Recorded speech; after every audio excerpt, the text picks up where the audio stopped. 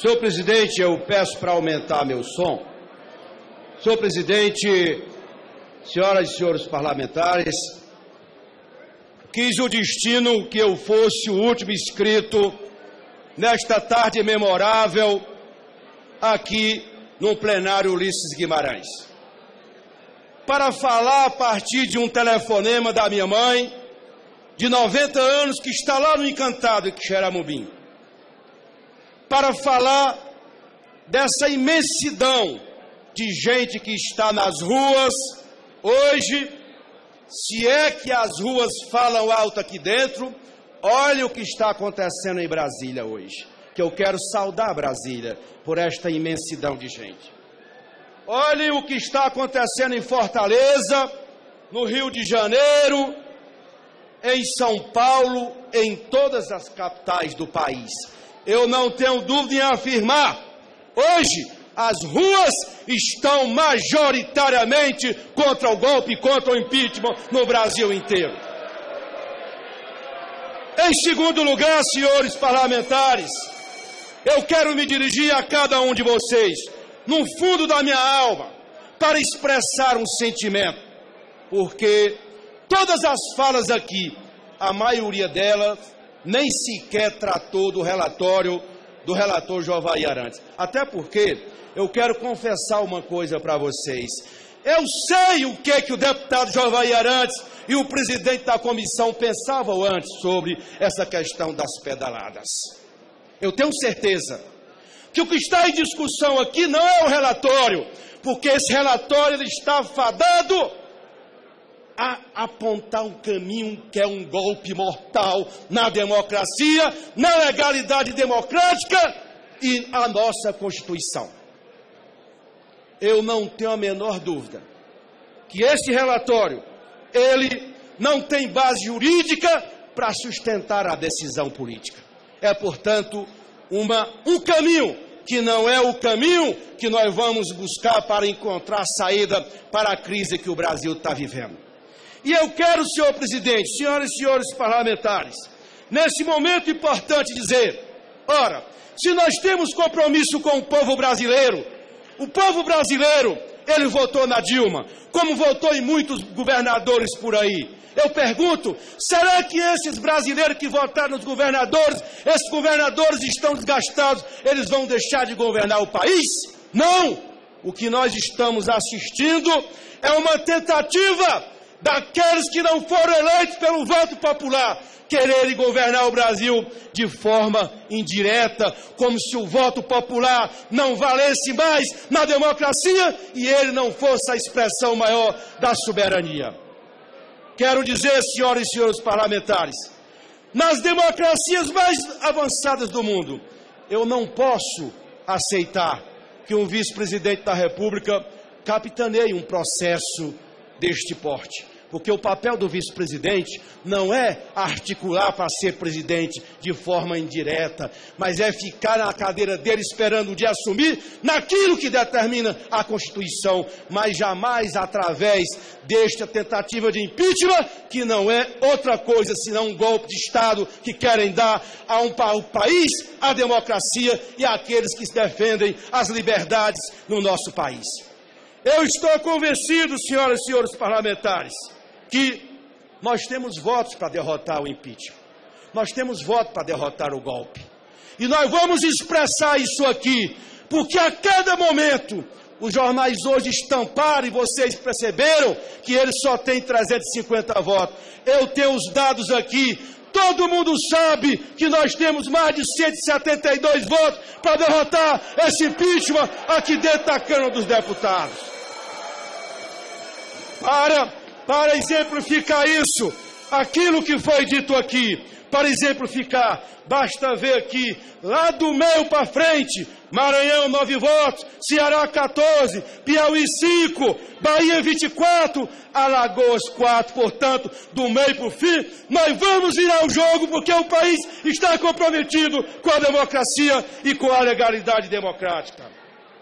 Senhoras e senhores parlamentares, caçar a presidenta porque ela assinou decretos, o que foram esses decretos? Antecipou o pagamento dos benefícios sociais aqueles que mais precisam. Deputado Javaí, e os decretos que o vice-presidente assinou? Também. E que outros governadores assinaram? 16 governadores também assinaram. O que está em jogo aqui não é decreto coisa nenhuma. O que está aqui é alguns quererem governar por uma razão qualquer o país por o qual não foram eleitos para isso. Eu ouvi aqui, deputados e deputadas, eu ouvi aqui muitos parlamentares falarem da crise ética e moral no país. Tem crise ética e moral maior do que está instalada aqui dentro do parlamento brasileiro? Tem crise moral e ética maior do que isso?